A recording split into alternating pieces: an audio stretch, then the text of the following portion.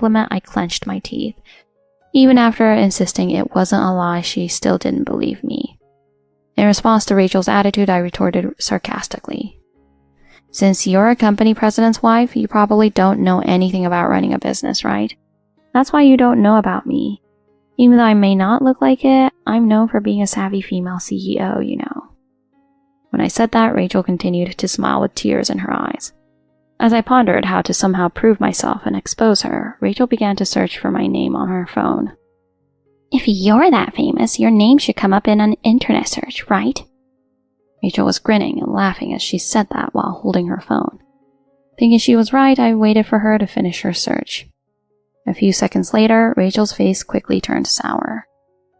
Did something come up? When I asked, Rachel nervously trembled her lips and looked at me. Curious about what was written, I sneakily glanced at her phone. There, my face photo was accompanied by a summary of my background. It seemed she turned pale upon seeing it.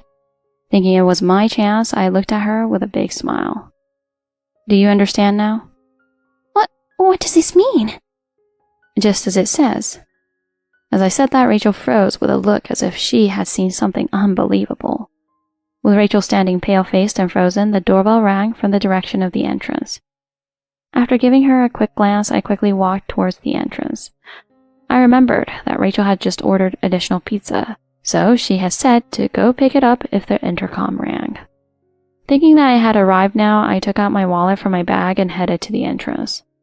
However, when I opened the door, there stood a man in a suit. He looked at me, his eyes widening, and he froze for a moment. This person was Rachel's husband, Terry. Huh? Why are you here? I explained to the bewildered Terry that I was invited by Rachel and today we're having a Christmas party at this house. Oh, I see. Well, what a surprise. I never expected my wife to know you. I guided Terry inside with a smile as he stood stunned. Then Terry looked at me with a puzzled expression. Is my wife out currently? And to make you, Misty, do something like this for guests? Terry said with a bitter expression. I smiled and told Terry not to worry about it.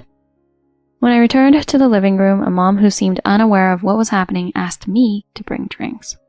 I replied and interjected a quick word to Terry before heading to the counter to prepare the drinks. Rachel was still standing frozen in place. Seeing this, Terry approached Rachel. Rachel noticed Terry and startled, then smiled. Oh, welcome back. Oh, you're here. Hey, don't make Misty feel uncomfortable. She's a shareholder who also invests in our company. I've already told you before, treat her respectfully. By the way, why is she preparing drinks? Rachel's face turned even paler at those words. Shareholder? Huh? Didn't I mention before that Misty and I know each other? What? Is that what you're saying? Rachel looked at me again with widened eyes. Terry looked puzzled as he gazed at Rachel. Wondering what was going on, Rachel's complexion worsened again. I'm sorry. I was taken aback by Rachel's flustered state. Then Rachel shrugged as if giving up and apologized for mocking me so much before. I never imagined you knew my husband through work.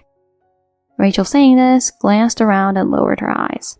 Rachel began to explain that she had thought I had been flirting with her husband all this time. Why would you say such a thing? Actually, when I showed your photo, my husband said he knew you. He praised you so much that I thought he must be interested in you. Oh, you're a single mother and my husband is wealthy and elite. No way, that's impossible.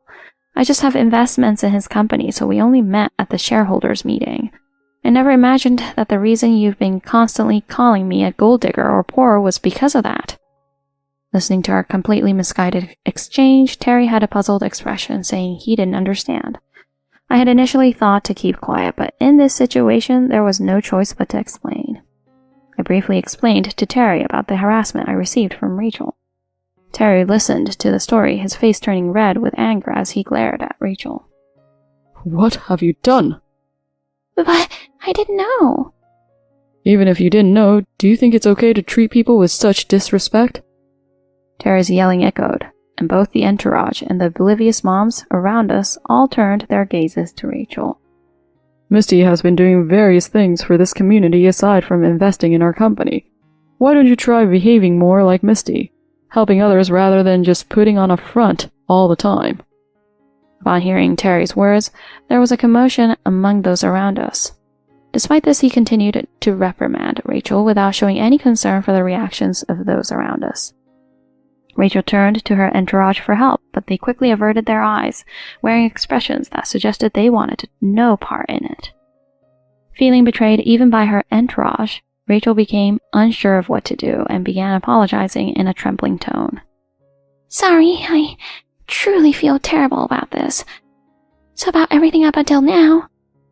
Misty, I'm truly sorry. It seems my wife has caused considerable trouble. I'd like to apologize properly next time. I'm really sorry.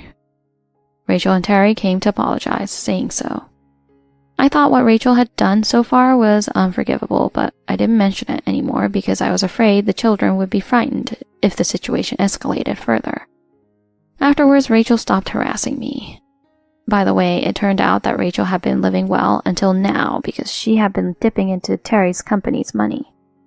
It seems that Terry also came home early that day to confirm whether Rachel was illegally using the company's money. I found out about it when Terry invited me to apologize over our meal. It seems that Rachel was served with divorce papers by her husband afterward, and she was ordered to repay all the money she had used up until now. If she repays the entire amount fully, it seems Rachel won't be prosecuted for embezzlement. During the investigation, they found out that the amount of money Rachel used without permission was difficult to pay back. Rachel apparently took on debt to avoid punishment. As a result, custody was handed over to her husband, leading to the children being separated from her. I was freed from Rachel's harassment. I could once again play with my daughter in the park as before. Rachel's entourage also came and said nice things, but to be honest, I'm not good at that sort of thing, so I politely declined. Still, my daughter seemed to be having fun, playing with her friends without anyone saying anything to her, so I felt relieved. I hope you enjoyed the video. If you liked the video, please don't forget to give it a thumbs up and subscribe to our channel. See you in the next video.